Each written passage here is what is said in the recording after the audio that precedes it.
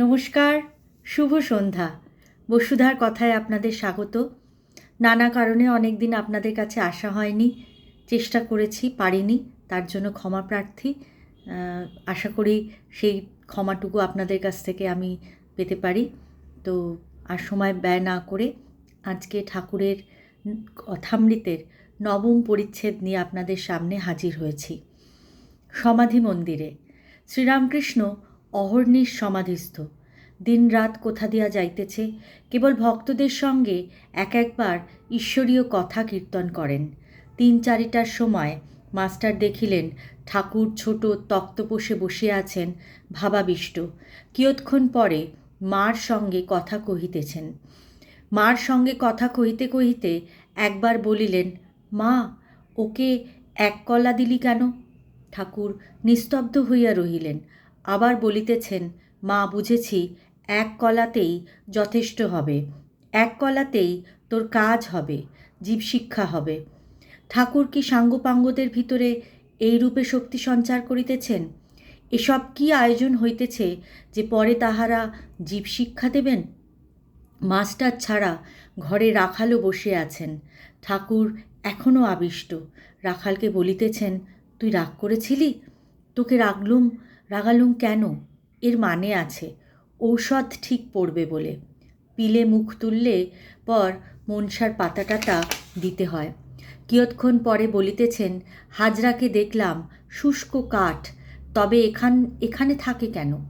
তার মানে আছে, জটিলে কুটিলে থাকলে লীলা পোষ্টাই হয়। মাস্টারের প্রতি ঈশ্বরীয় রূপ মানতে হয়। জগদ্ধাত্রী রূপের মানে জানো? যিনি জগৎকে ধারণ করে আছেন।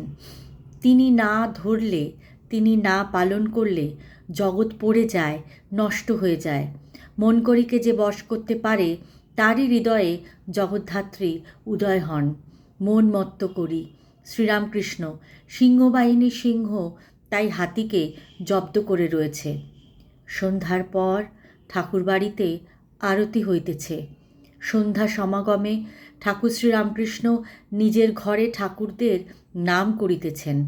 ঘরে ধূনা দেওয়া হইল। ঠাকুর বদ্ধাঞ্জলি হইয়া ছোট তক্তাপোষ্টির উপর বসিয়া আছেন। মার চিন্তা করিতেছেন। বেলঘরের শ্রীযুক্ত গোবিন্দ মুখুজ্জে ও তাহার বন্ধুগণ আসিয়া প্রণাম করিয়া মেঝেতে বসিলেন। মাস্টারও বসিয়া আছেন, রাখালও বসিয়া আছেন। বাহিরে চাঁদ উঠিয়াছে। জগৎ নিঃশব্দে হাসিতেছে। ঘরের ভিতর সকলে নিঃশব্দে বসিয়া ঠাকুরের শান্ত মূর্তি দেখিতেছেন। ঠাকুর ভাবাবিষ্ট।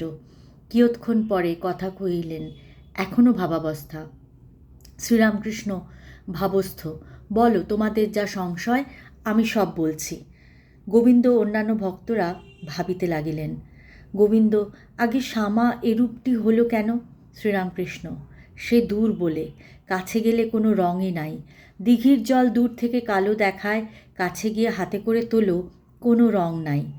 আকাশ দূর থেকে যেন নীলবর্ণ, কাছের আকাশ দেখো, কোনো রং নাই। ঈশ্বরের যত কাছে যাবে ততই ধারণা হবে তার নাম রূপ নাই। পেছিয়ে একটু দূরে এলে আবার আমার শ্যামা মা, যেন ঘাস ফুলের রং। শ্যামা পুরুষ না প্রকৃতি? একজন ভক্ত পূজা করেছিল। একজন দর্শন করতে এসে দেখে ঠাকুরের গলায় পৈতে। সে বললে, তুমি মার গলায় পৈতে পরিয়েছ? ভক্তটি বললে, ভাই, তুমিই মাকে চিনেছ, আমি এখনও চিনতে পারি নাই।